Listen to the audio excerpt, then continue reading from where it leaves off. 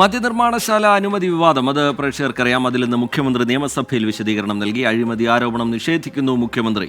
വ്യവസായങ്ങൾക്ക് മത്സരാധിഷ്ഠിത ടെൻഡർ സാധ്യമല്ല എന്നും ഇനിയും നിക്ഷേപം വന്നാൽ പ്രോത്സാഹിപ്പിക്കുമെന്നും മുഖ്യമന്ത്രി നിയമസഭയിൽ മറുപടി നൽകി. PPE കിറ്റ് വാങ്ങിയതിൽ ക്രമക്കേടുണ്ട് എന്ന പ്രതിപക്ഷത്തിന്റെ ആരോപണം അത് മുഖ്യമന്ത്രി നിഷേധിച്ചു. ഇലക്ട്രൽ ബോണ്ട് വാങ്ങിയതിന്റെ രേഖകൾ പരിശോധിച്ചാൽ ആരുടെ ജനിതക രേഖയാണ് തെളിയുന്നതെന്ന് വ്യക്തമാകുമെന്ന് പറഞ്ഞുകൊണ്ട് കോൺഗ്രസിനെയും മുഖ്യമന്ത്രി കടന്നാക്രമിച്ചു.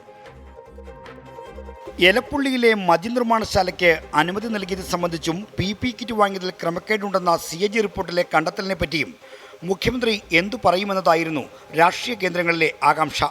നിയമസഭയിലെ നന്ദിപ്രമേയ ചർച്ചയ്ക്കുള്ള മറുപടിയിൽ വിവാദ വിഷയങ്ങളിന്മേൽ ഉയർന്ന ആക്ഷേപങ്ങൾക്കെല്ലാം മുഖ്യമന്ത്രി അക്കമിട്ട് മറുപടി നൽകി. മദ്യനിർമ്മാണശാലയ്ക്ക് മന്ത്രിസഭ നൽകിയ അനുമതിയിൽ സംശയിക്കത്തക്കതായി യാതൊന്നുമില്ലെന്നാണ് മുഖ്യമന്ത്രിയുടെ വാദം. മദ്യനയത്തിൽ സുവ്യക്തമായി സർക്കാർ പ്രഖ്യാപിച്ച കാര്യങ്ങളാണ് നടപ്പാക്കാൻ ശ്രമിച്ചിട്ടുള്ളത്. ഇവിടെ സർക്കാർ അംഗീകരിച്ച് പ്രഖ്യാപിച്ച മദ്യനയത്തിൻ്റെ അടിസ്ഥാനത്തിലുള്ള നടപടികളെ ഉണ്ടായിട്ടുള്ളൂ. വ്യവസായ നിക്ഷേപം എന്ന നിലയിലാണ് പദ്ധതിക്ക് അനുമതി നൽകിയത്.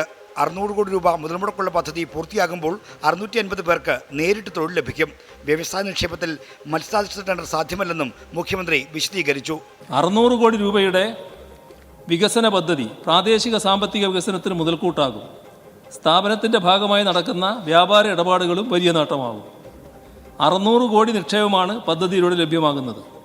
പൂർണ്ണതോതിൽ പ്രവർത്തിക്കുന്നതോടെ 650 പേർക്ക് നേരിട്ടും 2000 പേർക്ക് പരോക്ഷമായും തൊഴിൽ ഉറപ്പാക്കാനാവും. പഞ്ചായത്തിന്റെ അനുമതി വാങ്ങിയില്ലെന്ന വിമർശനത്തിനും മുഖ്യമന്ത്രി മറുപടി നൽകി. നിക്ഷേപ പദ്ധതി സ്വീകരിക്കണോ വേണ്ടയോ എന്നത് പൂർണ്ണമായും സർക്കാരിൻ്റെ വിവേചനാധികാരമാണ്. ഈ ഘട്ടത്തിൽ പഞ്ചായത്തിനെ കൺസൾട്ട് ചെയ്യില്ല. പദ്ധതി മൂലം ജലക്ഷാമം ഉണ്ടാകുമെന്ന വിമർശനവും മുഖ്യമന്ത്രി തള്ളിക്കളഞ്ഞു. ജലദൂഷണമോ മാലിന്യം പുറന്തള്ളലോ ഉണ്ടാകില്ല. വ്യവസായ സ്ഥാപനങ്ങൾക്ക് ജലം നൽകുന്നത് മഹാപാവമല്ല. കുടിവെള്ളവും ജലസേചനവും ഉറപ്പാക്കി വ്യവസായത്തിനും വെള്ളം കൊടുക്കാം. നാടിനാവശ്യമായ വ്യവസായമാണെന്നും എല്ലാവരും ഒപ്പം നിൽക്കണമെന്നും അഭ്യർത്ഥിച്ചാണ് മുഖ്യമന്ത്രി മറുപടി അവസാനിപ്പിച്ചത്. 24 തിരുവനന്തപുരം.